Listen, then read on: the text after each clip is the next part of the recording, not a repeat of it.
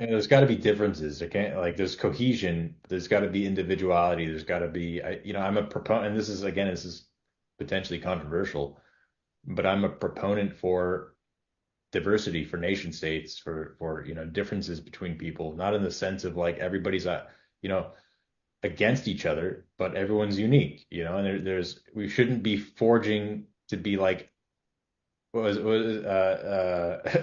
was it in Star Trek, the Borg, or like the Hive. Everyone's, there's got to be flair. You should be able, ideally when I think of a unified world, we're essentially all we're there, and this is what's crazy is we feel like things are breaking down, but if you want to fly to Japan and have some sushi in Japan, you could do it. You got to have a little money, but you could do it, and you could be received well in Japan as anybody.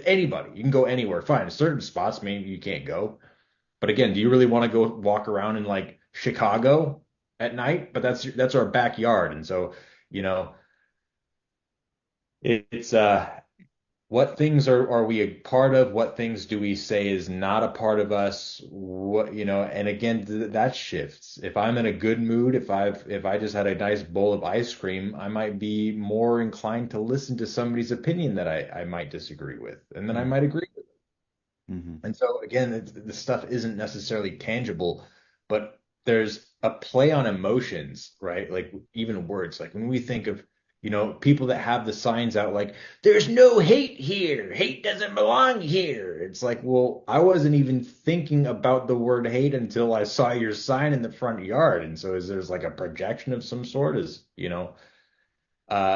so a lot of it too is getting into an idea or an understanding of just in non-judgment. Like I mean, I know this conversation's all over the place in the extent of politics and kind of society and even spirituality. But I'm saying like I think a lot of it has to do with non-judgment. You go around your life doing the best that you can, being the best you, and of course have your ear to the tracks in terms of making sure that things don't get too crazy. But if we're externalizing everything and thinking that, oh, this guy's different than this and this, it's a lot of mental energy being expended. Mm-hmm. I I know. think I think you when you say non-judgment, you mean like non-ultimate condemnation, right? Like openness to the other person's divinity and that their path, no matter what it looks like to you, can lead to salvation, right? Not necessarily like not having an opinion about things, not making specific judgments in your life, right? Yeah, just wanted to clarify that. And that ties into the video clip I was talking about before, where repentance and redemption are the purpose of tolerance. But I think we're kind of close to closing. And just for this point, number six, I'll bring up a controversial point and you guys Oh, can comment on it as you see fit. wrong. Um, Sorry. oh, okay. Good job. Sorry. Humans can understand each other and very often do, even across vast differences. I would say there's proof of this. The proof of this is Christianity, is the Bible.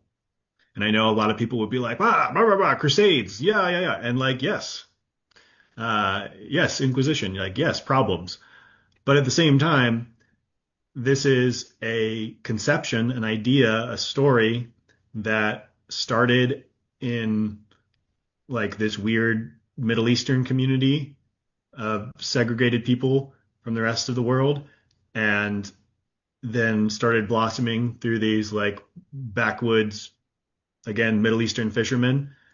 And nowadays we associate Christian people in the United States associate Christianity with white people. Like, well, white people didn't write the Bible.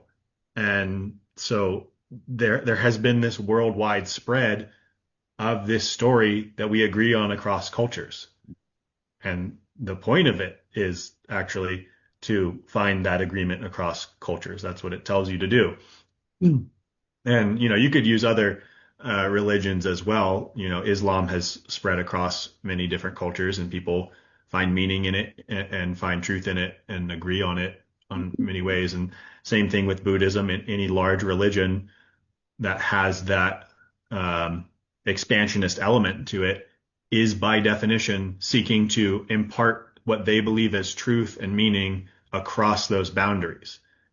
And yeah, I mean, it's been going on for millennia. And yes, there have been difficulties and wars and atrocities that happen intermingled in there, but I think we can focus on that too much and not look at just the plain reality that like I could literally have a theological conversation with someone from Ethiopia and be in agreement with them, or someone from China who's a Christian, Mongolia, right?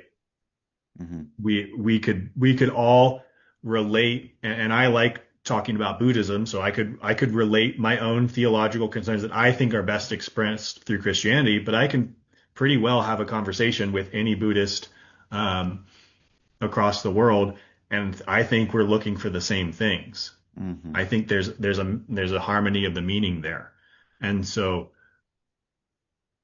I feel like there are so many instances we sort of are drawn to the